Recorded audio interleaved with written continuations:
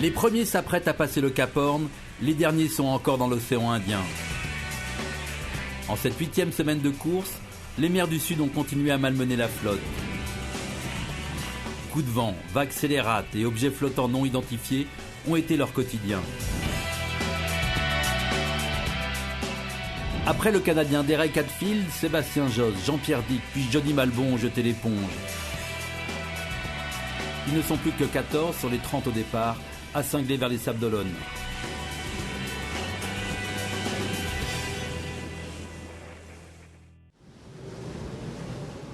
Le Pacifique s'est enfin calmé, mais c'est seulement aujourd'hui, en ce 50e jour de course, que l'on peut officialiser tout le mal qu'il a fait à la flotte du Vendée Globe, de plus en plus dispersée dans les mers du Sud. La première mauvaise nouvelle tombe, Sébastien Josse abandonne. 3 jours plus tôt, le vendredi 26 décembre, il avait été jeté à bas par une déferlante monstrueuse. À la clé, de nombreux dommages. Sébastien se dirige vers la Nouvelle-Zélande.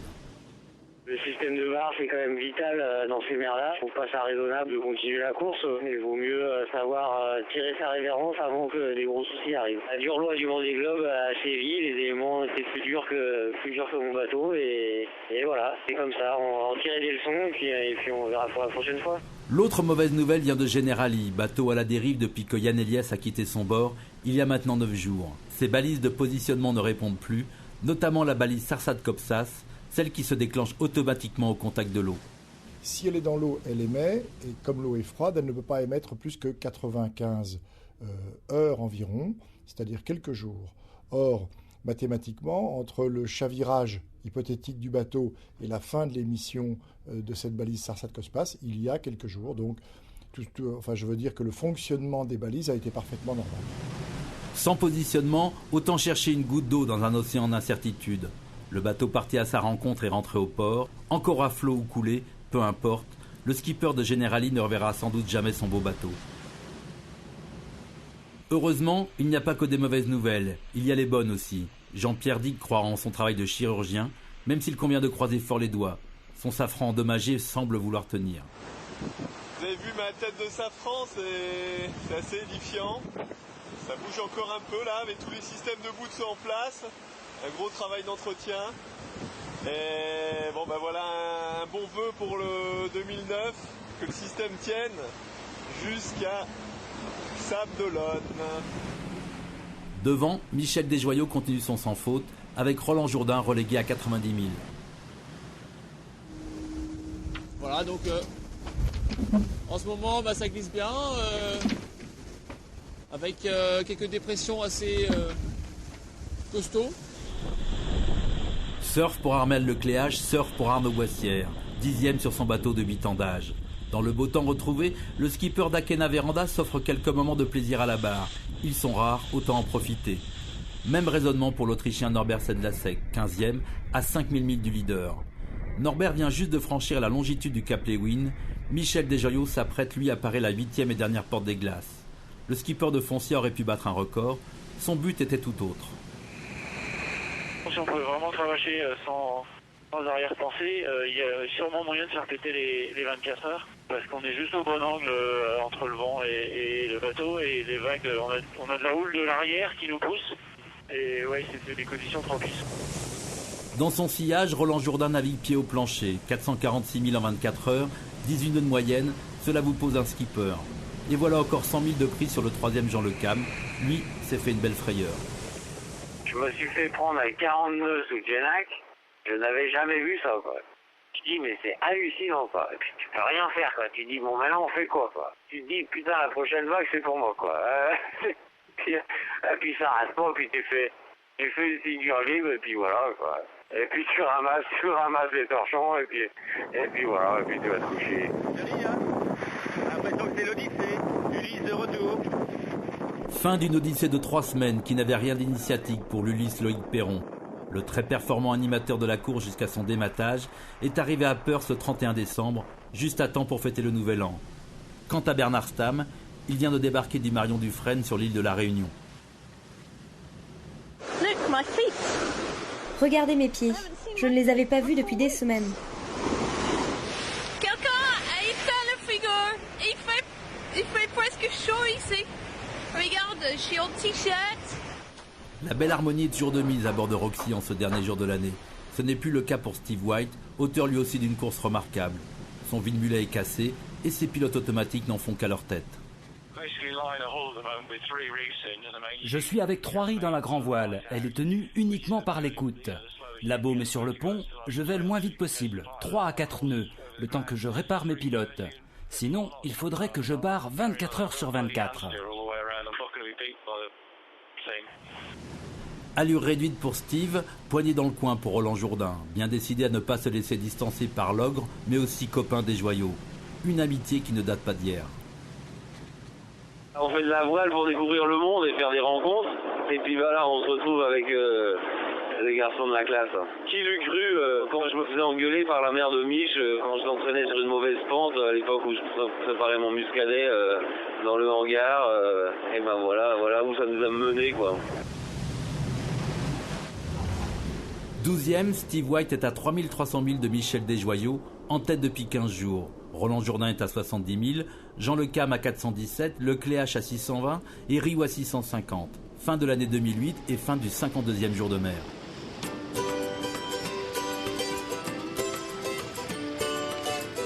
Bonne année à tous et puis qu'un maximum de vos vœux se réalisent pour cette année 2009. Bienvenue et bonne année 2009.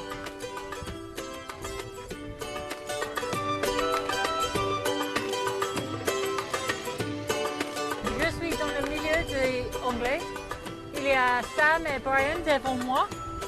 Et Steve et Johnny derrière moi. Voilà, premier jour de 2009 à la haute vitesse.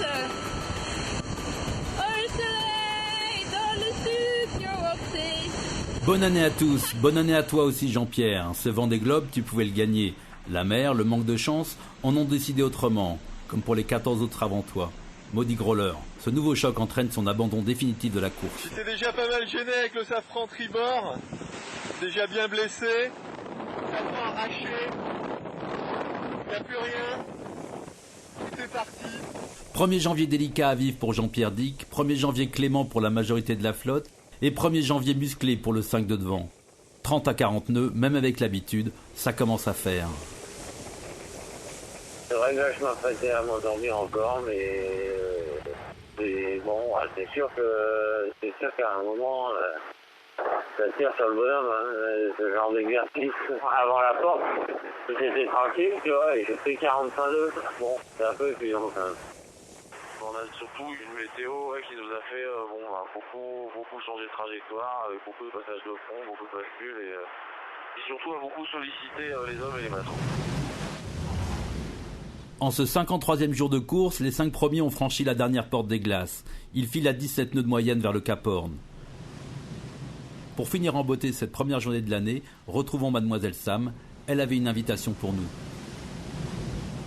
Voilà, c'est une journée où je regrette de ne pas pouvoir emmener tout le monde sur Roxy. Parce que ça, c'est vraiment le plaisir de la navigation et c'est là où j'espère que je ne vais pas oublier ces moments. C'est top. Je vais garder ces souvenirs pour la vie. Quand l'écume commence à décoller, c'est là qu'il faut lever le pied. Là, ça fume. Là, ça fume de chez Fume. Là, 48 nœuds de vent. Ça fume, ça surfe sur la route du Cap Horn. Après quelques heures de pause, les 5 premiers subissent à nouveau des conditions viriles. Plus de 50 nœuds menus des prochaines 24 heures. Qui dit mieux? C'était qu'un répit. Je pense que ça peut être musclé parce que quand je vois hier ce qu'on a pris et ce qu'il y avait marqué sur les champs de vent et ce qu'on a pris en réalité, si c'est pareil, ça va être costaud, ouais. De la bande des 5, Armel Le Cléache était le seul vrai bisu des mers du Sud. Depuis son entrée dans les latitudes australes, il y a maintenant un mois, Armel a étoffé son registre de parfait skipper.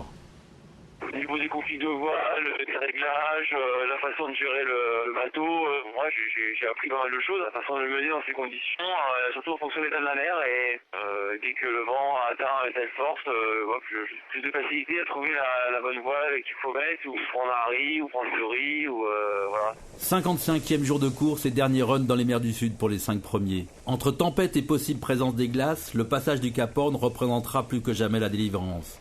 Elle devrait intervenir dans la nuit du dimanche 4 pour Michel Desjoyaux. Vincent Rioux devra patienter au moins 36 heures de plus. Il pointe à 650 000 du leader.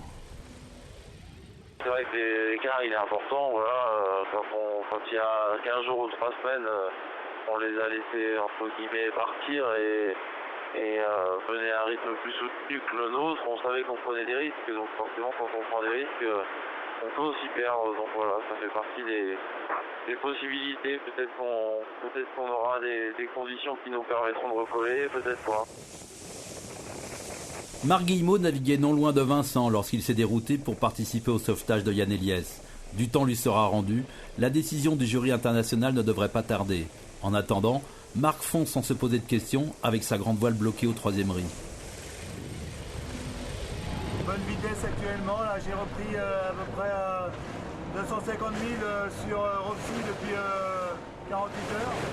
Et, tout va bien à bord, malgré les petits soucis de rail, on fait avec.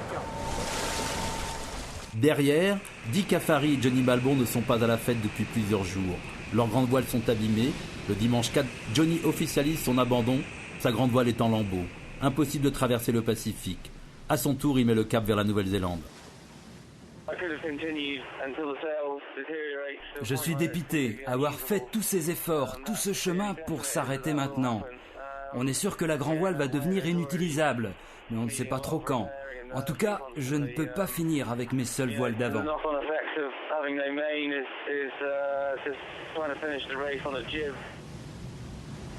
Des coups de vent encore et toujours. Les mers du Sud n'ont fait aucun cadeau aux skippers engagés dans cette 6e édition du Vendée Globe. Le témoignage de Jean Le Cam se suffit à lui-même. Là, on sort de la journée, je crois, la pire, quoi. La pire. Elle est peut-être à venir la pire, mais celle-là, elle était pire que celle de passé, quoi. Mais qu'est-ce que c'est bon quand ça s'arrête. Qu'est-ce que c'est bon.